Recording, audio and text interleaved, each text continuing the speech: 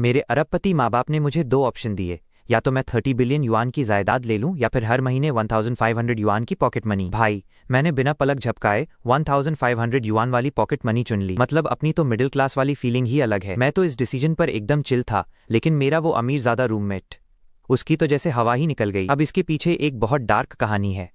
मेरी पिछली जिंदगी में मैंने वो 30 बिलियन युआन की जायदाद चुनी थी, लेकिन मेरे उस धोखेबाज रूममेट ने मेरा फैमिली ट्रस्ट चुरा लिया और पूरी क्लास को रातों रात आउचंग कैसीनो ले जाकर पार्टी दे दी। वो पूरे 30 बिलियन युआन उसने एक ही रात में जुए में उड़ा दिए। हमारा खानदानी बिजनेस रातों रात बर्बाद हो गया। इस सदमे और गुस्से की वजह से मेरे पापा को हार्ट अटैक आया और वो हमें छोड़कर चले गए। इसके बाद जब मैं अपने रूममेट के पास अपना पैसा वापस मांगने गया तो वो डरपोक मेरी ही गर्लफ्रेंड के पीछे छुप गया और ऐसे मासूम बन गया जैसे उसी के साथ नाइंसाफी हुई हो। कहने लगा, ब्रदर जियांग चैन, तुम्हारी फैमिली का बिजनेस डूब गया तो इसका इल्जाम तुम मुझ पर नहीं लगा सकते।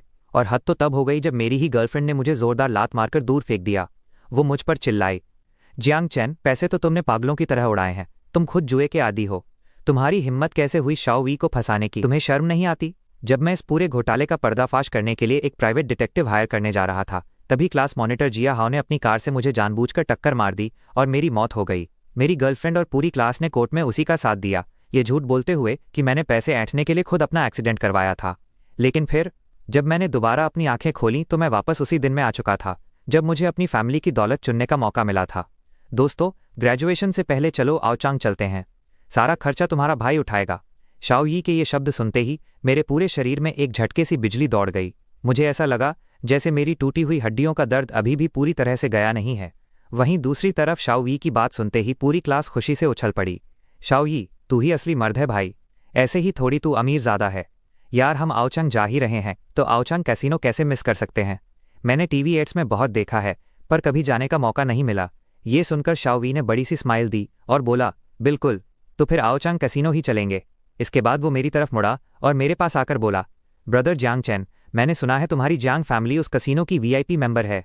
अपना वीआईपी कार्ड मुझे दे दो ना, ताकि हमारी पूरी क्लास भी उस टॉप टियर सर्विस का मजा ले सके। ये सुनते ही मेरा चेहरा गुस्से से सुन पड़ गया। मेरी पिछली जिंदगी की पूरी बर्बादी की शुरुआत इसी एक पल से हुई थी जब शाओ वी ने मुझसे मेरा कार्ड मांगा था। मैंने मशीन की तरह अपना हाथ स्कूल बैग में डाला। मेरी उंगलियों ने उस ठंडे मेटल कार्ड को छुआ और मैंने उसे कसकर मुट्ठी में भींच लिया। जब मैंने कोई जवाब नहीं दिया तो शाओ वी ने मुस्कुराते हुए मेरे गले में हाथ डाला और बोला, ब्रदर जियांग चैन, दे देना यार, सबको थोड़ा एंजॉय करने के लिए, इसमें तेरा क्या चला जाएगा? मैंने साफ कह दिया, सॉरी, वो कार्ड मेरे पिताजी का है, मैं उसे ऐसे ही किसी को नहीं दे सकता। मेरी बात सुनकर शाओ वी का मुंह बन गया। आज नहीं तो कल तुम्हें ही तो अपने डैड की कंपनी संभालनी है, अब हम फैमिली जैसे दोस्तों के बीच इतना क्या सोचना। तभी यहाँ एंट्री होती है मेरी गर्लफ्रेंड लिन रॉक्सी की। उसने झटके से मेरा स्कूल बैग छीना, मेरा सारा सामान नीचे पलट दिया और मेरा गोल्ड कार्ड निकालकर शाओ वाई के हाथ में थमा दिया। मतलब बंदी मेरी और वफादारी कहीं और चल रही है। वाओ, यही वो वीआईपी कार्ड है ना, लो इसे रख लो और मजे करो, वो बोली। शाओ वी ने कार्ड लेते हुए बहुत ही ठरकी अंदाज में लिन रॉक्सी के हाथ को सहलाया और बोला, यहाँ सिर्फ रॉक्सी ही समझदार है। ब्रदर जियांग चैन, तुम्हें अपनी गर्लफ्रेंड से कुछ सीखना चाहिए। तभी उसकी नज़र ज़मीन पर गिरे मेरे गेम कंसोल पर पड़ी और उसकी आंखें चमक उठीं। अरे, ये तो लेटेस्ट गेम कंसोल है ना, मैंने सुना था ये हर जगह आउट ऑफ स्टॉक है। मैं इसे कब से खरीदने की कोशिश कर रहा था पर मिला ही नहीं। लिन रॉक्सी ने जब शाओ वी की ललचाई हुई नज़रों को देखा तो वो नीचे झुकी, मेरा गेम कंसोल उठाया और सीधे शाओ वी के हाथों में पकड़ा दिया। तुम इसे भी खेलने के लिए रख सकते हो, वैसे भी जियांग चैन इसे खेल खेल कर बोर हो चुका है। Thanks Roxy. अब यहाँ मेरे सब्र का बांध टूट गया। मैंने त्योरियां चढ़ाईं और अपना गेम कंसोल और वीआईपी कार्ड उसके हाथों से झपट लिया। सॉरी, लेकिन मैं इन दोनों में से कुछ भी नहीं दे रहा। ये देखते ही लिन रॉक्सी आग बबूला हो गई। जियांग चैन, तुम इतने कंजूस कब से हो गए? मैं और कंजूस? मैं गुस्से से घूमा और चटाक मैंने खींचकर उसके मुंह पर एक जोरदार थप्पड़ जड़ दिया। कसम से दोस्तों, आत्मा तृप्त हो गई। उसकी आंखें फटी की फटी रह गईं, उसे यकीन ही नहीं हो रहा था। जियांग चैन, तुम्हारी मुझे मारने की हिम्मत कैसे हुई? मैंने अपनी झनझनाती हुई हथेली को झटका और एक तंज कसते हुए बोला, ये थप्पड़ तुम्हें तुम्हारी हद याद दिलाने के लिए था। तुम्हें ये हक किसने दिया कि तुम मेरी चीजें उठाओ और अपनी मर्जी से दूसरों को बांटती फिरो? ये देखते ही पूरी क्लास में हंगामा मच गया। जियांग चैन, तू पागल हो गया है क्या? एक गेम कंसोल ही तो है, इसके लिए हाथ उठाना जरूरी था? तूने अपनी ही गर्लफ्रेंड पर हाथ उठाया। पैसे वाला है तो क्या खुद को कुछ भी समझेगा? वहां शाओ वी ने जल्दी से लिन रॉक्सी को सहारा देकर उठाया। उसने मेरी तरफ घूर कर देखा और दांत पीसते हुए बोला, brother Jiang Chen. Shao Wei बोला, रॉक्सी तो बस सबके भले के लिए ये सब कर रही थी, तुम्हारा ये कैसा एटीट्यूड है? मैं शांति से नीचे झुका, अपना बिखरा हुआ सामान उठाया और धीरे से अपना वीआईपी कार्ड वापस अपनी जेब में डाल लिया। मैंने साफ कह दिया, मेरा स्टैंड एकदम क्लियर है भाई, मैं इसे नहीं देने वाला। अब यहाँ देखो। लिन रुओक्सी अचानक से शाओवाई का हाथ झटक कर मेरे पास दौड़ती हुई आई और चिल्लाने लगी, अगर तुम इसे नहीं दे सकते तो अभी के अभी ये कार्ड शाओवाई को वापस करो और हम सबसे माफी मांगो, वरना हम ब्रेकअप कर रहे हैं। मुझे तुम्हारे जैसा छोटी सोच वाला बॉयफ्रेंड नहीं चाहिए। मतलब मैडम की अकड़ तो देखो। मैंने कहा, वापस करूं? अरे ये मेरी ही चीज है तो मैं इसे किसे वापस करूं? फिर मेरे चेहरे पर एक स्माइल आ गई और मैंने कहा, अगर तुम्हें ब्रेकअप करना है तो मुझे मंजूर है, वैसे भी इससे मेरे ब्रेकअप के खर्चे बच जाएंगे। ब्रो ने सीधा सिग्मा मूव मार दिया। बस मेरी ये बात सुननी थी कि मैडम को मिर्ची लग गई। ये तो ततैया के छत्ते में हाथ डालने वाली बात हो गई। लिन रुओक्सी गुस्से से कांपने लगी। तुम्हें क्या लगता है मुझे तुम्हारे इन फालतू पैसों की पड़ी है? बिल्कुल नहीं। तभी मैंने एक भौं उठाई और उसकी कलाई पर बंधी उस महंगी कार्टियर घड़ी की तरफ देखा। अच्छा, तो फिर पिछले हफ्ते जो बर्थडे गिफ्ट मैंने तुम्हें दिया था, पहले उसे उतार कर वापस करो। ये सुनते ही उसके चेहरे का रंग ही उड़ गया। उसने घबराहट में तुरंत अपने दूसरे हाथ से घड़ी को छुपा लिया। दीदी को पैसा नहीं चाहिए, लेकिन कार्टियर घड़ी भी नहीं छोड़नी। गजब हिपोक्रेसी है। आसपास खड़े सारे स्टूडेंट्स भी अब अजीब अजीब शक्लें बनाने लगे। तभी क्लास मॉनिटर जाओ ने जोर से टेबल पर हाथ मारा और गुस्से से खड़ा हो गया। जियांग चेन, तुम कितने मतलबी हो। शाओवी इतना अच्छा है कि हम सबको अपनी तरफ से आउचांग ले जा रहा है। क्या तुम एक बार भी हमारे इस ग्रुप के बारे में नहीं सोच सकते? बिल्कुल सही। एक और बोला, तुम हमेशा ऐसा दिखावा करते हो कि तुम कितने चिल इंसान हो, लेकिन जब वक्त आता है तब तुम्हारे असली रंग दिख ही जाते हैं। मैंने पूरे कमरे में नजर घुमाई। मेरी पिछली जिंदगी में इन्हीं सब लोगों ने कोर्ट में एक सुर में कहा था कि मैंने पैसे ऐंठने के लिए खुद के एक्सीडेंट का नाटक किया था।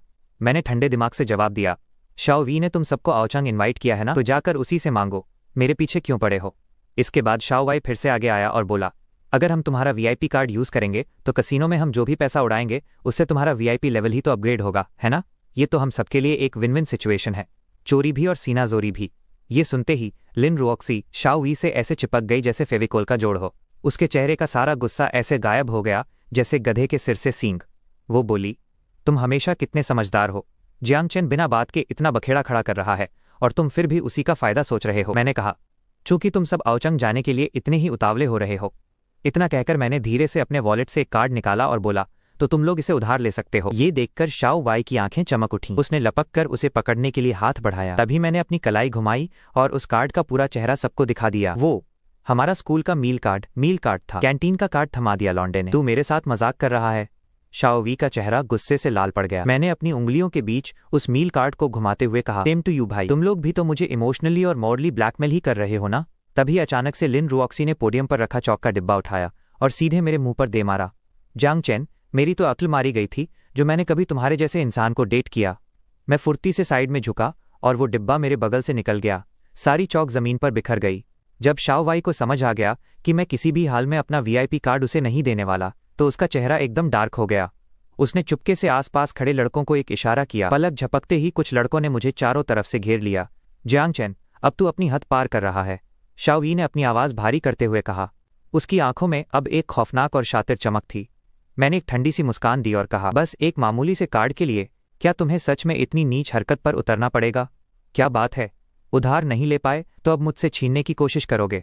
छीनना नहीं भाई, हम तो बस तुम्हारी अक्ल ठिकाने लाने की कोशिश कर रहे हैं। तभी अचानक से जियाहाओ ने मुझे पीछे से जोर का धक्का दिया। मैं कुछ कदम लड़खड़ाया और सीधा जाकर एक डेस्क से टकरा गया। मेरा बैग धड़ाम से जमीन पर गिर पड़ा। इसी बात का फायदा उठाकर कुछ लड़कों ने मेरी किताबों को लात मारकर दूर फेंक दिया और तभी उनमें से एक ने जानबूझकर मेरे गेम कंसोल के ऊपर अपना पैर रख दिया। कड़क, उसकी स्क्रीन टूटकर चकनाचूर हो गई। ये क्या बकवास कर रहे हो तुम लोग? मैं चिल्लाया। अरे यार जियांग चेन, इतना भी सस्ता मत बन।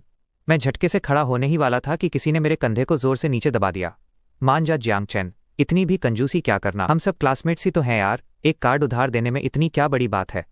शाओवी ने एक बहुत ही ढोंगी सी स्माइल दी। उसने अपना हाथ मेरी जेब की तरफ बढ़ाया ताकि वो जबरदस्ती वो कार्ड निकाल सके, लेकिन मैंने खटाक से उसका हाथ झटक दिया। दफा हो जा यहां से। बस इस बात ने शाओवियाई के अंदर की आग भड़का दी। उसका चेहरा गुस्से से काला पड़ गया। उसने पूरी ताकत से मेरा कॉलर पकड़ लिया और गुर्राते हुए बोला, तू सीधी उंगली से घी नहीं निकलने देगा ना? मतलब तुझे लातों की ही भाषा समझ आती है? अब यहां देखो। आसपास खड़े किसी भी स्टूडेंट ने उन्हें रोकने की कोशिश नहीं की, उल्टे वो सब उन्हें चीयर करने लगे। मार साले को, अमीर है तो क्या हुआ, ज्यादा हवा में उड़ने की जरूरत नहीं है, एक मामूली सा कार्ड ही तो है। सच में दुनिया में सांपों की कमी नहीं है। जब शाओवी को समझ आ गया कि मैं झुकने वाला नहीं हूं, तो उसने सीधा मेरे मुंह पर एक जोरदार पंच दे मारा। लेकिन मैं फुर्ती से अपना सिर घुमाकर बच निकला और अगले ही पल मैंने अपने दूसरे हाथ से उसकी कलाई पकड़ी और उसे पूरी ताकत से मरोड़ दिया। वो दर्द से चीख पड़ा और लड़खड़ाता हुआ पीछे जा गिरा। ये सब देखकर लिन रुऑक्सी जोर से चीख पड़ी। मैंने उसे जोर से धक्का देकर दूर कर दिया। मतलब दीदी को अपने आशिक का दर्द देखा नहीं गया। इसके बाद मैंने तुरंत अपनी जेब से फ़ोन निकाला और सीधा पुलिस को कॉल लगा दिया। हेलो ऑफिसर, मैं रेमिन यूनिवर्सिटी की टीचिंग बिल्डिंग के 3rd फ्लोर पर हूँ। यहाँ कुछ लोग मुझे लूटने की कोशिश कर रहे हैं। इन्होंने जानबूझकर मेरे सामान की तोड़फोड़ की है और मुझ पर हमला किया है। ये सुनते ही लिन रुऑक्सी के चेहरे का रंग उड़ गया। वो मेरी तरफ झपटी और चिल्लाई, क्या तुम पागल हो गए हो? उसने झटके से मेरे हाथ से फ़ोन छीना और सीधा खिड़की के बाहर फेंक दिया। लो भाई, एक तो चोरी, ऊपर से सीनाजोरी। पूरी क्लास एक पल के लिए सन्न रह गई। लेकिन उन्हें तगड़ा झटका तो तब लगा जब 10 मिनट से भी कम समय में नीचे पुलिस सायरन की आवाज़ गूंजने लगी। पुलिस ऑफिसर ने कमरे में नज़र घुमाई और पूछा, पुलिस को किसने कॉल किया था? मैंने अपना हाथ उठाया। मैंने किया था। इन्होंने मेरा सामान लूटा है और मेरा फ़ोन तोड़ दिया। ऑफिसर ने ज़मीन पर बिखरे सामान को देखा, फिर मेरे टूटे हुए गेम कंसोल और खिड़की के बाहर पड़े चकनाचूर फ़ोन पर नज़र डाली। उन्होंने त्योरियां चढ़ाते हुए पूछा, यहाँ चल क्या रहा है? अब यहाँ देखो। शाओ वी ने तुरंत एक मासूम सा चेहरा बना लिया और बोला, ऑफिसर, ये एक गलतफहमी है। हम तो बस ऐसे ही मजाक कर रहे थे। पुलिस वाले ने उसे देखकर एक ठंडी सी स्माइल दी। लिन रुऑक्सी भी तुरंत बीच में बोल पड़ी, हाँ बिल्कुल, ये तो बस क्लासमेट्स के बीच का एक छोटा सा मजाक है। बाकी क्लासमेट्स भी तुरंत उनकी हाँ में हाँ मिलाने लगे। मैंने उस पूरी भीड़ को ठंडी नज़रों से देखा। ये लोग बिल्कुल वैसे ही थे जैसे मेरी पिछली जिंदगी में कोर्ट में झूठी गवाही देते वक्त थे। मैंने कहा, फ़ोन तोड़ना और किसी पर हमला करना, तुम लोग इसे मजाक कहते हो। तभी ये खबर सुनकर हमारे काउंसलर लाओ चांग दौड़ते हुए वहां पहुंचे। ये सब क्या है? कैंपस में इतना हंगामा क्यों मचा रखा है? पुलिस ने उन्हें शॉर्ट में पूरी बात बताई। ये सुनते ही लाओ चांग ने शाओवी को घूर कर देखा और बोले, तुम फिर से शुरू हो गए। शाओवी ने बहस करने की बहुत कोशिश की, लेकिन सबूतों के आगे उसकी एक न चली। आखिरकार पुलिस के बीच बचाव के बाद शाओ वी और लिन रुऑक्सी को मेरे फ़ोन और गेम कंसोल का हर्जाना भरना पड़ा और सबके सामने मुझसे माफ़ी भी मांगनी पड़ी। इसे कहते हैं इंस्टेंट कर्मा। जब हम ऑफिस से बाहर निकले तो लिन रुऑक्सी ने धीमी आवाज़ में मुझे धमकी दी, जंग चेन, तुम बस देखते जाओ। मैंने उसके गुस्से से तमतमाए चेहरे को देखा और मुस्कुराते हुए कहा, बिल्कुल, मैं इंतजार करूंगा। इसके बाद जब मैं अपना सामान पैक करने के लिए वापस हॉस्टल रूम में गया तो मैंने नोटिस किया कि किसी ने मेरे सामान की तलाशी ली थी, पर चूंकि कुछ भी गायब नहीं दिख रहा था इसलिए मैंने ज्यादा ध्यान नहीं दिया। जैसे ही मैं स्कूल से बाहर निकला, एक चमचमाती काली मेबाख मेरे सामने आकर रुकी। यंग मास्टर जियांग, मालिक को कुछ बहुत जरूरी काम है, आपको अभी घर चलना होगा। स्टीवर्ड वैंग ने मुझे कुछ बोलने का मौका ही नहीं दिया और सीधा कार के अंदर खींच लिया। अमीरों के चौंचले भी अलग ही होते हैं। उसी रात डैड ने 2 डॉक्यूमेंट्स मेरे सामने सरकाए। जियांग चैन, ये चुनने का तुम्हारा आखिरी मौका है। 30 बिलियन पहले ही तुम्हारे ज्यूरिक बैंक कार्ड में जमा कर दिए गए हैं। जैसे ही तुम इस पर साइन करोगे तुम वो पैसा इस्तेमाल कर सकते हो और फैमिली बिजनेस संभाल सकते हो, या फिर तुम हर महीने 1500 युआन की पॉकेट मनी चुन सकते हो। और मैंने 1500 युआन वाली पॉकेट मनी ही चुनी। मैंने बिना किसी हिचकिचाहट के 1500 युआन वाले डॉक्यूमेंट को अपनी तरफ खींचा और उस पर अपने साइन कर दिए। डैड झटके से खड़े हो गए। क्या तुम पागल हो गए हो? मैंने डैड को देखा और हल्की सी स्माइल देते हुए कहा, डैड, मैं अभी बहुत छोटा हूं और मुझे दुनियादारी का ज़्यादा एक्सपीरियंस नहीं है। मुझे डर है कि मैं 30 बिलियन युआन का इतना बड़ा फंड अभी नहीं संभाल पाऊंगा। और वैसे भी डैड, आप अभी एकदम फिट हैं, मुझे कुछ साल और एक्सपीरियंस लेने दीजिए। डैड मुझे काफ़ी देर तक बिना कुछ कहे बस देखते रहे, फिर सख्त आवाज़ में बोले, चूंकि तुमने 1500 युआन का ऑप्शन चुना है तो अब हर महीने इस 1500 युआन के अलावा तुम्हें एक फूटी कौड़ी भी नहीं मिलेगी। क्या तुम पूरी तरह श्योर हो? मैंने हामी भरते हुए सिर हिला दिया। मुझे कंफर्म करते देख डैड ने ठंडी आवाज़ में कहा, लाओ वांग, जियांग चेन का ज्यूरिक बैंक कार्ड फ्रीज कर दो। अगले दिन मैंने उन 2 नकली कार्ड्स को सीधा कचरे के डिब्बे में फेंक दिया जिन्हें शाओ वी ने मेरे असली कार्ड से बदल दिया था। तो ये था हॉस्टल में सामान बिखरे होने का राज। इसके बाद मैं शाओ वी और उसके चमचों का पीछा करते हुए सीधा आओचेंग पहुंच गया। वहां पहुंचते ही लॉबी मैनेजर भागता हुआ मेरे पास आया। यंग मास्टर जियांग, आज आप यहाँ अकेले कैसे? मैंने जवाब दिया, मैंने सुना है कि मेरे कुछ क्लासमेट्स यहाँ मजे करने आए हैं तो बस मैं चेक करने आ गया। मैनेजर ने बताया, जी हाँ, आज सुबह ही यंग लड़कों का एक ग्रुप खेलने के लिए अंदर गया है। अच्छा, तो वो यंग मास्टर जियांग के क्लासमेट्स हैं। अगर मुझे पहले पता होता तो मैं उनकी खातिरदारी में कोई कसर नहीं छोड़ता। मैनेजर ने बार बार सिर हिलाते हुए कहा। मैंने अपना हाथ हिलाकर कहा, कोई बात नहीं, बस मुझे दिखाओ वो लोग कहाँ हैं। मैनेजर ने मुस्कुराते हुए मेरे हाथ में 10 चिप्स थमा दिए और जानबूझकर अपनी आवाज़ को थोड़ा खींचते हुए बोला, यंग मास्टर जियांग, आप पहले खेलिए, ये चिप्स मेरी तरफ से। मैंने उन चिप्स को अपने हाथ में उछाला। इनमें से हर एक चिप की कीमत 100,000 वन थी। मतलब मैनेजर ने सीधा लाखों का दांव अपनी तरफ से खेल दिया। मैंने भी स्माइल करते हुए हामी भर दी। अब सीन शिफ्ट होता है कसीनो हॉल में। जैसे ही मैंने अंदर कदम रखा, शाओ वी की टेबल पर किसी की नज़र मुझ पर पड़ गई। अरे, ये तो अपना यंग मास्टर जियांग है। आखिरकार हमारे साथ आने का मन बना ही लिया। पहले ही अपना वीआईपी कार्ड दे देना चाहिए था ना। अब देखो कैसे डेस्परेट होकर हमारे पीछे पीछे यहाँ आ गया। क्या हुआ, इरादा बदल गया क्या? शाओ वी ने तंज कसते हुए कहा। मुझे ब्रदर वी बुलाओ, मैं तुम्हारे लिए कुछ लड़कियों का जुगाड़ कर दूंगा। हमें इतने मजे करते देख जलन हो रही होगी ना। अब समझ आया कि सही इंसान के पीछे चलना चाहिए, पर अब बहुत देर हो चुकी है। मैं शांति से बगल वाली टेबल पर जाकर बैठ गया। डीलर बस पत्ते बांटने ही वाला था कि तभी शाओ वी ने अचानक अपनी कुर्सी को लात मारी और मेरे पास आ गया। ये अपना नवाबों वाला एटीट्यूड दिखाना बंद कर। मुझे ब्रदर वी बोल, मैं तेरे लिए कुछ लड़कियों का इंतजाम कर दूंगा। ये कहते हुए उसने चिप्स की एक गड्डी मेरी टेबल पर फेंक दी। कसीनो मैनेजर ये देखकर जल्दी से आगे आया, लेकिन मैंने हाथ उठाकर उसे रोक दिया। मैंने अपनी उंगली से उसके फेंके हुए चिप्स को हल्के से सरकाया और बोला, शाओ वी, तुझे पता है कसीनो में ज़मीन पर कालीन क्यों बिछाते हैं क्या? उसने कन्फ्यूज़ होकर पूछा। मैंने एक ठंडी स्माइल के साथ जवाब दिया, फिसलने से बचने के लिए, ताकि जब हारने वालों के घुटने कांपें और वो घुटनों के बल गिरें तो उन्हें ज़्यादा चोट न लगे। ओ भाई, क्या रोस्ट किया है। ये सुनते ही पूरे वीआईपी लाउंज में अचानक सन्नाटा छा गया। शाओ यी का चेहरा तो पल भर में गुस्से से लाल हो गया। उसके पीछे खड़े उसके चमचे क्लासमेट्स अभी भी सेलिब्रेशन के लिए शैंपेन के गिलास पकड़े हुए थे और उनमें से झाग बड़े ही फनी तरीके से बाहर गिर रहा था। कसीनो हॉल के क्रिस्टल झूमरों की रोशनी से हॉल दिन की तरह चमक रहा था। मेरी उंगलियों के बीच फंसा वो चिप रोशनी से टकराकर एक ठंडी और खतरनाक चमक दे रहा था। तभी अचानक बगल वाली टेबल से लोगों के हारने और झल्लाने की आवाज़ें आने लगीं। उन 40 क्लासमेट्स के सामने रखा चिप्स का पहाड़ अब नंगी आंखों से देखने लायक स्पीड से गायब हो रहा था। मतलब जुए की लत ने सबको भिखारी बना दिया था। हम फिर हार गए। पीई क्लास के रिप्रेजेंटेटिव ने गुस्से से अपना मुक्का टेबल पर दे मारा। अब यहाँ देखो। लिन रुओक्सी की नज़र मेरे पास रखे सिर्फ उन 10 चिप्स पर पड़ी। उसने अपने हाथों को शाओ वी के हाथों में डाला और जोर जोर से हंसने लगी। अरे यी, क्यों ना तुम जियांग चेन के साथ कुछ राउंड्स खेलो? जानबूझकर उसे कुछ चिप्स जिता देना ताकि वो थोड़ी देर और यहाँ रुककर खेल सके। दीदी को ओवर कॉन्फिडेंस तो देखो। इससे पहले कि मैं हाँ कहता, शाओ वी धड़ाम से मेरे ठीक सामने वाली कुर्सी पर बैठ गया। क्या खेलना चाहता है तू? Blackjack. इसे सिंपल ही रखते हैं, मैंने कहा। ठीक है, लेकिन एक एक राउंड खेलना बहुत बोरिंग है। चलो सीधे ऑल इन करते हैं। मैंने अपने पास रखे वो इकलौते 10 चिप्स आगे बढ़ा दिए और बोला, ठीक है, मुझे मंजूर है। शाओ वी ने भी अपना हाथ बढ़ाया और अपने सारे चिप्स आगे धकेल दिए। गेम ऑफिशियली शुरू होने से ठीक पहले मैंने अपनी आंखों के कोने से देख लिया था कि शाओ वी ने चुपके से डीलर के हाथ में एक कार्ड खिसका दिया है। चीटिंग चालू है बॉस। लेकिन मैं बस मुस्कुराया और कुछ नहीं कहा। डीलर ने कार्ड बांटने शुरू किए। हर खिलाड़ी को 2 कार्ड मिले। शाओ यी का पहला खुला हुआ कार्ड था एस ऑफ स्पेड्स। शाओ यी के चेहरे पर एक हल्की सी मुस्कान आ गई। जाहिर है उसे इसी कार्ड की उम्मीद थी। फिर उसने अपना दूसरा कार्ड पलटा जो था king of spades.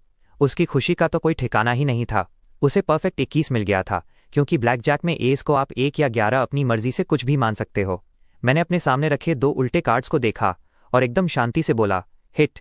Shao we ने उसी समय मुझ पर हंसते हुए तंज कसा। डीलर ने मुझे तीसरा कार्ड दिया।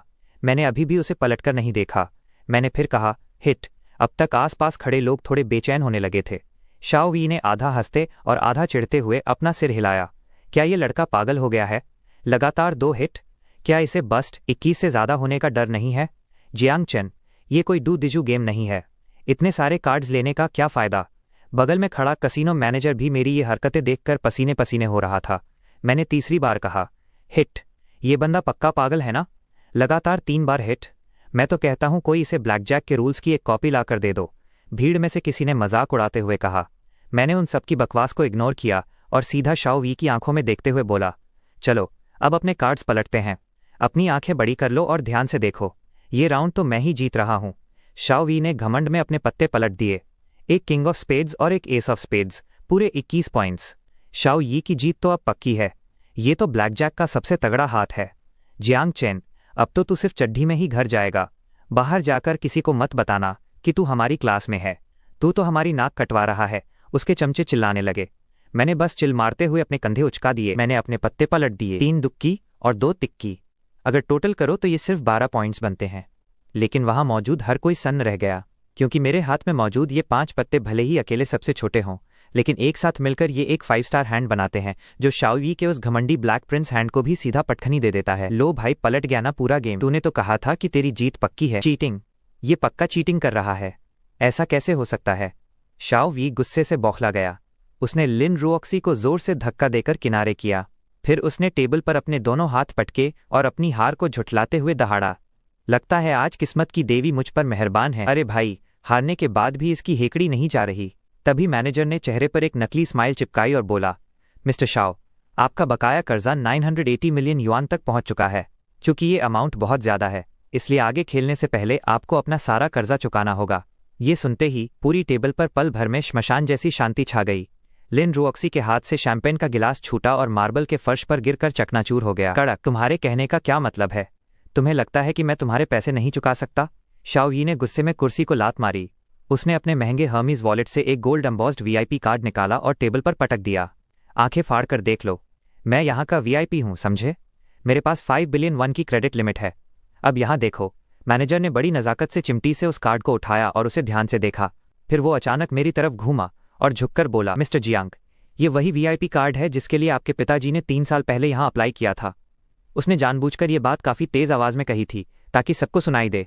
मैंने एक व्यंग्यात्मक स्माइल दी और कहा, रूल्स के मुताबिक सिर्फ कार्ड होल्डर के परिवार वाले ही इस कार्ड का इस्तेमाल कर सकते हैं। अगर कोई बाहरी इंसान इसे यूज़ करना चाहे तो उसे 500 मिलियन वन का डिपॉजिट देना पड़ता है। फिर मैनेजर ने एकदम सीरियस चेहरा बनाया और बोला, जब आपने पहली बार इस कार्ड का इस्तेमाल किया था तो मुझे लगा कि आप मिस्टर जियांग के क्लासमेट्स या दोस्त हैं, लेकिन हमने अभी अभी कंफर्म किया है कि मिस्टर जियांग के ऐसे कोई दोस्त हैं ही नहीं। मैनेजर की ये बात सुनते ही वो पूरी की पूरी गैंग मुझ पर चिल्लाने लगी। जियांग चैन, मुझे यकीन नहीं होता कि तुम इतने गिरे हुए इंसान हो। बात बस इतनी सी है ना कि शाओ यी तुम्हें अपने साथ यहाँ मजे करने नहीं लाया। तुम तो अपने ही क्लासमेट्स को पहचानने से इनकार कर रहे हो। कितना घमंडी इंसान है तू। मैंने भी साफ कह दिया, मेरे ऐसे कोई क्लासमेट्स तो बिल्कुल नहीं है जो मेरी परमिशन के बिना मेरा वीआईपी कार्ड चुपके से चुरा लें। हाँ, ये बस एक वीआईपी कार्ड ही तो है, हमें इसकी कोई परवाह नहीं है। लिन रुओक्सी ने वो गोल्ड एम्बॉस्ड कार्ड उठाया और वापस मेरी तरफ फेंक दिया। ये बिल पे कर दो, पैसे चुकाने के बाद हम आराम से मजे करेंगे। इसके बाद मैनेजर ने एक पीओएस मशीन ली, उसे शाओ वी की तरफ बढ़ाया और लेजर पर उंगली रखते हुए बोला, मिस्टर शाओ, आपका मौजूदा कर्जा 1.48 बिलियन युआन है, कसीनो के नियमों के अनुसार। बकवास बंद करो। शाओ यी अचानक पागलों की तरह हंसने लगा। उसने अपनी अंदरूनी जेब से एक ठंडी चमक वाला टाइटेनियम गोल्ड कार्ड निकाला और उसे गैम्बलिंग टेबल पर जोर से पटका। उस कार्ड पर ज्यूरिक बैंक का लोगो छपा था, जो लाइट के नीचे एक हल्की नीली चमक दे रहा था। आंखें खोल कर देख लो। उसकी कांपती हुई उंगलियों ने कार्ड पर उभरे हुए सुनहरे अक्षरों को छुआ। अचानक पूरे वीआईपी हॉल में सन्नाटा छा गया। वहां मौजूद हर किसी की नज़र इस अंधाधुंध पैसे उड़ाने वाले इंसान पर टिक गई। कार्ड को पीओएस मशीन में स्वाइप किया गया। बीप। मैनेजर ने त्योरियां चढ़ाईं। पेमेंट डिक्लाइन हो गई है। शाओ याई ने झटके से उस पीओएस मशीन को छीना और जमीन पर पटक कर चकनाचूर कर दिया। ये मशीन पक्का खराब है, अभी के अभी मेरे लिए एक नई मशीन लेकर आओ। वहीं दूसरी तरफ मैनेजर शांति से इस बौखलाए हुए शाओ वी का तमाशा देखता रहा और उसने बस अपना हाथ हिलाया।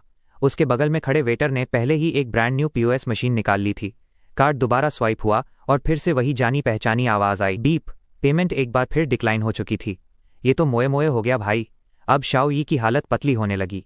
उसका चेहरा पीला पड़ चुका था। उसने कांपते हाथों से अपना फ़ोन निकाला और घबराहट में बैंक का नंबर डायल किया। लाइन के दूसरी तरफ से कस्टमर सर्विस की एक बहुत ही पोलाइट आवाज़ आ रही थी, लेकिन उसे सुनकर शाओ वी के चेहरे का रंग और भी बदसूरत होता जा रहा था। फ़ोन काटने के बाद उसने अचानक अपना सिर उठाया और मुझे घूर कर देखा। उसकी आंखों में गुस्सा और अविश्वास साफ झलक रहा था। जियांग चैन, तुमने अपनी फैमिली प्रॉपर्टी इनहेरिट क्यों नहीं की? मैंने अपने कंधे उचकाए और चेहरे पर एक बेहद मासूम सा भाव लाते हुए कहा, मुझे बस लगा कि मैं अभी इसके काबिल नहीं हूँ। मैं फ़िलहाल 30 बिलियन युआन का इतना बड़ा फंड नहीं संभाल सकता, और वैसे भी अगर मैं फैमिली प्रॉपर्टी इनहेरिट नहीं करता तो मेरे कार्ड्स फ्रीज होते हैं ना, इसका तुमसे क्या लेना देना। मैंने जानबूझकर एक पॉज लिया, चेहरे पर एक कन्फ्यूज्ड सा एक्सप्रेशन बनाया और आखिरी तीर छोड़ा। कहीं ऐसा तो नहीं कि तुमने भी फैमिली प्रॉपर्टी इनहेरिट नहीं की? बूम। रोस्टेड। अच्छा, तो तुम्हारा कार्ड फ्रीज हो गया? ये सुनते ही शाओ वाई का चेहरा मारे शर्म और घबराहट के टमाटर जैसा लाल हो गया। आसपास खड़े सारे क्लासमेट्स अब एक दूसरे की तरफ शक भरी नजरों से देखने लगे। अब यहाँ देखो। ये सब देखकर लिन रुओक्सी ने तुरंत अपने चेहरे पर एक नकली और अजीब सी स्माइल चिपकाई। जियांग चैन, ऐसे मत करो ना। अगर तुम फैमिली प्रॉपर्टी इनहेरिट नहीं करोगे तो आगे चलकर खाओगे पियोगे क्या?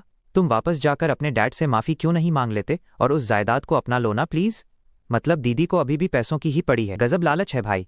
मैंने धीरे से हंसते हुए अपना सिर हिलाया। कोई ज़रूरत नहीं है, मेरे खर्चे वैसे भी इतने ज़्यादा नहीं हैं। महीने के 500 युआन मेरे जीने के लिए काफ़ी हैं। आखिरकार शाओ वी से अब और बर्दाश्त नहीं हुआ। उसने मेरी तरफ उंगली उठाई और ज़ोर से चिल्लाते हुए भड़ास निकाली। जियांग चैन, तूने ये सब जानबूझकर किया है। तुझे पहले से पता था कि कार्ड्स फ्रीज हो जाएंगे और तूने हमें फंसाने के लिए जानबूझकर ये जाल बिछाया। चोर कोतवाल को डांटे, ये तो वही बात हो गई। ये सुनकर आसपास खड़े क्लासमेट्स को भी धीरे धीरे समझ आने लगा कि असल में गेम क्या चल रहा है, और वो सब एक साथ शाओ वाई पर टूट पड़े। शाओ यी ने उन्हें ठंडी और गुस्से भरी नज़रों से देखा। शाओ यी, तूने तो कहा था ना कि तू बहुत अमीर है, तो जल्दी से पैसे भर। हाँ, क्या तू एक अमीर बाप की औलाद नहीं है? तू इतने से पैसे भी नहीं दे सकता। हम सबको तूने बेवकूफ़ बनाकर यहाँ बुलाया है। अब हम क्या करें? शाओ वी अब चारों तरफ से घिर चुका था। उसके माथे की नसें गुस्से से तन गई थीं। तभी उसने अचानक अपनी जेब से एक और कार्ड निकाला और उसे गैम्बलिंग टेबल पर दे मारा। इस कार्ड में 10 मिलियन वन है। मैं सिर्फ अपना हिस्सा चुका रहा हूँ। मुझे बाकियों के कर्जे से कोई लेना देना नहीं है। लो भाई, मुश्किल वक्त आते ही असली रंग दिखा दिए सपोले ने। ये सुनते ही लिन रॉक्सी की आंखें फटी की फटी रह गईं। उसने अविश्वास से शाओ वी की तरफ देखा। ये, तुम ऐसा कैसे कर सकते हो? हम सब यहाँ एक साथ आए थे। शाओ वी ने बेरहमी से मुंह मोड़ते हुए कहा, मेरा कोई लेना देना नहीं है, अपना खुद देख लो। इसके बाद तो जैसे सारे क्लासमेट्स भड़क उठे। कुछ ने शाओ वी को पत्थर दिल और एहसान फरामोश कहना शुरू कर दिया। वहीं दूसरी तरफ कुछ लोग गिड़गिड़ाती हुई नज़रों से मेरी तरफ पलटे। जियांग चैन, हम सब क्लासमेट्स हैं यार, प्लीज़ हमारी मदद कर दो। हाँ, तुमने इतने सारे चिप्स जीते हैं, ये पैसे चुकाने में हमारी मदद कर दो ना। हम आगे भी बहुत अच्छे दोस्त बनकर रहेंगे। वाह रे दुनिया, जब पैसे थे तो भाई, वरना तू कौन और मैं कौन? मैंने अपना सिर हिलाया। मेरी आवाज़ एकदम शांत थी, लेकिन इरादा पक्का। सॉरी, मैंने तुम लोगों से बहुत पहले ही दोस्ती तोड़ दी थी। वहां मच रहे इस पूरे हंगामे को देखकर मैनेजर आगे आया। अगर आप सब अपना कर्जा नहीं चुका सकते तो हमें कानूनी रास्ता अपनाना पड़ेगा, या फिर उसने अपनी तेज नजरें वहां मौजूद हर इंसान के हाथों पर घुमाई और ठंडी आवाज में बोला, आप सबको अपना एक हाथ यहीं छोड़ना पड़ेगा। जैसे ही उसने अपनी बात खत्म की, कसीनो का पूरा माहौल पल भर में बर्फ की तरह जम गया। एक ही सेकंड में सारे स्टूडेंट्स के चेहरे मौत के खौफ से सफेद पड़ गए। डर के मारे कुछ के तो घुटने ही जवाब दे गए और वो वहीं जमीन पर धड़ाम से गिर पड़े। क्लास मॉनिटर जाओ सबसे पहले घुटनों के बल गिरा। उसकी आवाज़ रुलाई से कांप रही थी। जियांग चैन, प्लीज़, मैं तुम्हारे हाथ जोड़ता हूँ। हम सच में जानते हैं कि हम गलत थे। शाओ यी ने ही हमसे ये सब ज़बरदस्ती करवाया। उसने कहा था कि तुम्हारे पास बहुत पैसा है और हमें मिलकर तुम्हें लूटना चाहिए। लिन रुऑक्सी भी बुरी तरह घबरा गई और जल्दी से खुद को इस पूरे बवाल से दूर करने की कोशिश करने लगी। ये सब देखकर शाओ वाई गुस्से से कांपने लगा। तुम सब एहसान फरामोश कुत्ते हो। उस वक्त मेरे साथ एओ सिटी आने के लिए किसने भीख मांगी थी? मैं इन लोगों की इस घिनौनी हरकत को चुपचाप देख रहा था और मेरे अंदर इनके लिए कोई रहम नहीं था। मैनेजर ने अपना हाथ हिलाया। पलक झपकते ही कई तगड़े सिक्योरिटी गार्ड्स ने उन्हें चारों तरफ से घेर लिया।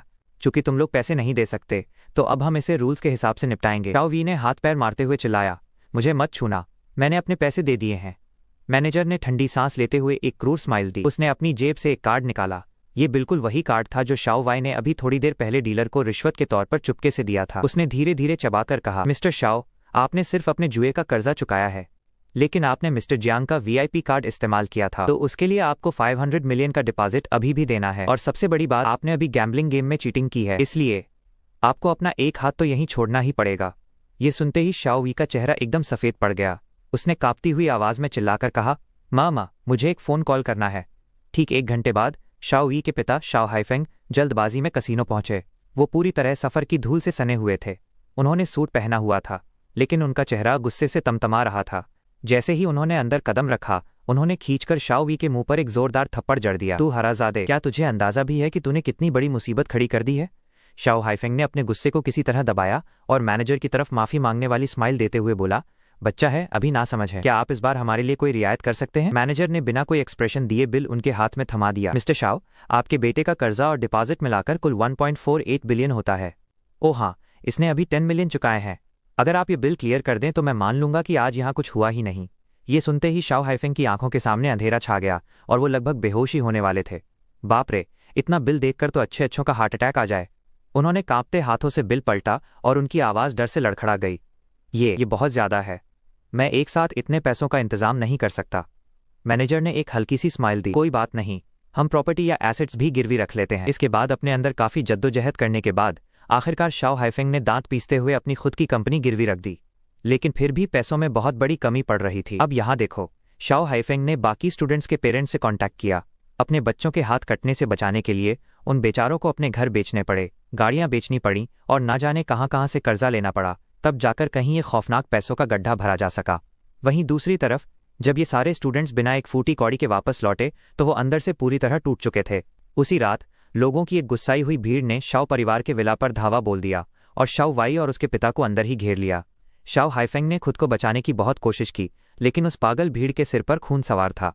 किसी ने जोर से दहाड़ते हुए कहा, इन्हें जिंदा जला दो। तभी आग की लपटें आसमान छूने लगीं और पूरे विला को निगल गईं। शाओ वी और शाओ हाइफेंग उस खौफनाक आग के समंदर में फंस गए थे। वो दर्द से तड़पते हुए लगातार चीख रहे थे, लेकिन कोई उन्हें बचाने नहीं आया। मैं बहुत दूर खड़ा शांति से ये सब अपनी आंखों के सामने होता देख रहा था। मेरी आंखों में उनके लिए कोई दया नहीं थी, बल्कि अपना बदला पूरा होने का सुकून था। अगले दिन लिन रुओक्सी मुझसे मिलने आई। वो फूट फूट कर रो रही थी। जियांग चेन, मुझे पता है मैं गलत थी। उस वक्त मेरे सिर पर लालच सवार हो गया था। क्या तुम प्लीज मुझे माफ कर सकते हो? मैंने उसके आंसुओं से खराब हुए मेकअप और शर्मिंदा चेहरे को देखा और एक ठंडी सी स्माइल दी। मतलब अब दीदी को अपनी गलती का एहसास हो रहा है। मैंने शांति से कहा, मिस लिन, उस दिन जब तुमने मुझे लात मारकर मेरी पसलियां तोड़ दी थी ना, उसके मुकाबले तुम आज ज्यादा रियल लग रही हो। ये सुनते ही उसके चेहरे के एक्सप्रेशंस वहीं जम गए। मैं मुड़ा और वहां से चल दिया। मुझे पीछे से उसकी पागलों की तरह चीखने की आवाज आ रही थी, जियांग चेन, तुम्हारे साथ भी बहुत बुरा होगा। तुम अपने किए की सजा भुगतोगे। ठीक 3 महीने बाद मैंने उसे टीवी की सोशल न्यूज़ पर देखा। न्यूज़ में दिखा रहे थे कि पुलिस उसे हथकड़ी लगाकर ले जा रही है। उसके वो महंगे और स्टाइल किए हुए बाल एकदम बिखरे हुए थे। पता चला कि वो एक झूठी हाई सोसाइटी वाली लड़की बनकर अमीरजादों से पैसे ऐंठ रही थी और आखिरकार उसके इस बड़े स्कैम का पर्दाफाश हो गया था। मैंने खिड़की के बाहर खिली हुई धूप को देखा। इस जिंदगी में हर किसी को वही अंजाम मिला जिसके वो हकदार थे। 3 साल बाद मेरे पिताजी ने ऑफिशियली अपना फैमिली बिजनेस मुझे सौंप दिया। हैंडओवर सेरेमनी के दौरान उन्होंने मेरी पीठ थपथपाई। उनकी आंखों में मेरे लिए छुपाए न छुपने वाला गर्व और सुकून साफ दिख रहा था। जियांग चेन, तुमने पिछले 3 सालों में बहुत शानदार काम किया है। लगता है उस वक्त बाहर जाकर दुनियादारी का एक्सपीरियंस लेने का तुम्हारा वो फैसला बिल्कुल सही था। मैंने उस स्टैम्प को अपने हाथों में लिया जो हमारी फैमिली की ताकत और रुतबे की पहचान था। नीचे बैठी ऑडियंस ने तालियों की गड़गड़ाहट से पूरा हॉल गूंजा दिया। सेरेमनी खत्म होने के बाद मेरे नए असिस्टेंट ने मुझे एक फाइल दी और कहा, प्रेसिडेंट जियांग, हमने हाल ही में जो शाओ ग्रुप एक्वायर किया है, ये उसकी बची कुची संपत्तियों की लिस्ट है। मैंने बिना किसी दिलचस्पी के पन्ने पलटे। असिस्टेंट ने पूछा कि इनका क्या करना है। कोई स्पेशल ट्रीटमेंट देने की ज़रूरत नहीं है, मैंने फाइल बंद करते हुए कहा। मैं मुड़ा और खिड़की से बाहर उन ऊंची ऊंची इमारतों को देखने लगा। 3 साल पहले लगी उस आग ने पुराने सारे गिले शिकवे जलाकर राख कर दिए थे। आज जब मैं इस बुलंदी पर खड़ा होकर पीछे मुड़कर देखता हूं तो वो पुरानी नफरत भी अब बहुत छोटी और बेमानी सी लगती है।